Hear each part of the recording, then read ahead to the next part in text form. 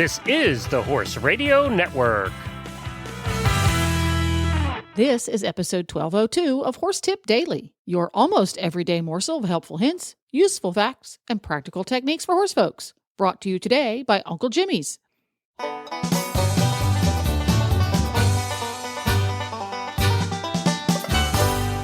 Greetings, horse people. Coach Jen here, and thanks for tuning in to Horse Tip Daily. Today's tip, recorded way back in 2014, features the Horse.com then digital editor Christy West and Dr. Jones, with step-by-step instructions for wrapping a hoof safely and effectively. And we'll get right to our tip after this from Uncle Jimmy's. Uncle Jimmy's hanging balls and licky things help combat stall boredom by providing your horse entertainment in the stall, while at the same time providing them with much-needed minerals and nutrients not found in other treats. Uncle Jimmy's has training treats covered, too, with Uncle Jimmy's Squeezy Buns.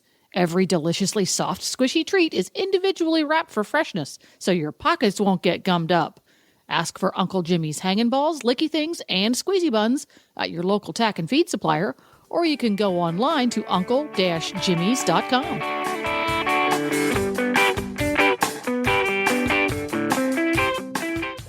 And Erin, you wanted to mention as well a couple of tips on wrapping a hoof if you need to do that.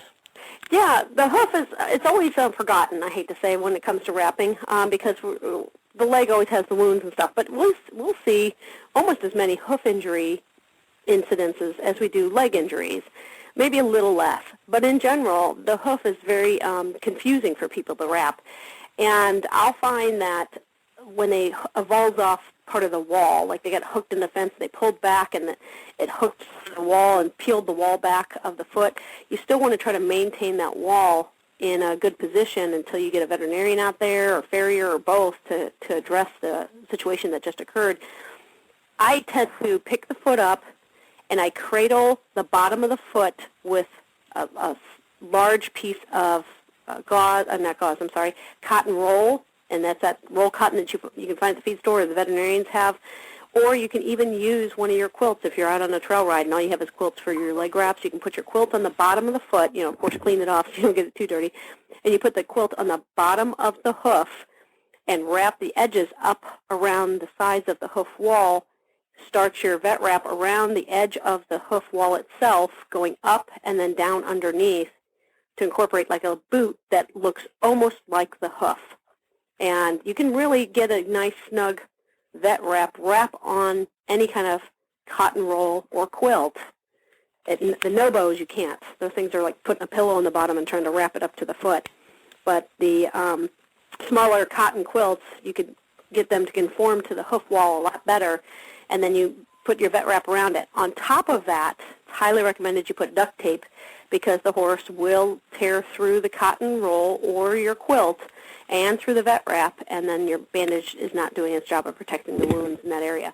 The other asset to that is if you have a horse that's not very good about soaking its foot for abscesses, you can make a great little boot out of duct tape and vet wrap and cotton quilt, which is darn cheap, to soak the foot all day, and you're not struggling with them knocking over a bucket or jumping backwards or whatever the reason is that they won't soak their foot. They can soak their foot all day long in Epsom salts and water by pouring it into the backside of the heel bulb area, and the whole cotton roll soaks up the Epsom salts and water and soaks the bottom of the foot for an abscess while the duct tape holds the water in.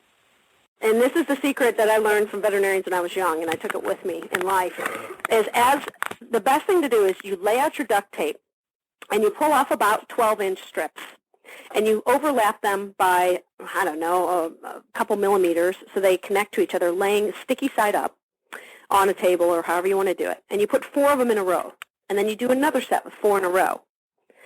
Then you put them on your pants leg. I have to say pants leg because I had a client do this in shorts and put it on her actual leg.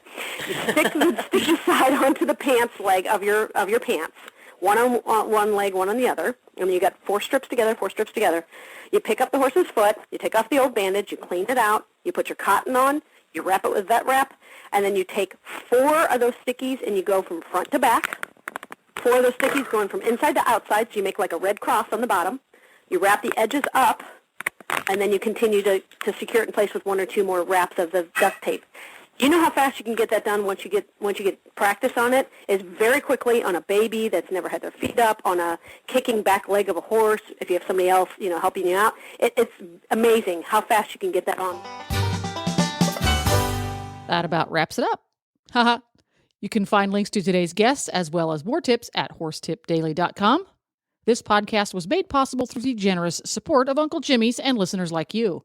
Learn how you can help support Horse Radio Network programming and qualify for auditors-only perks by going to horsetipdaily.com and clicking on the Become an Auditor banner in the center of the page.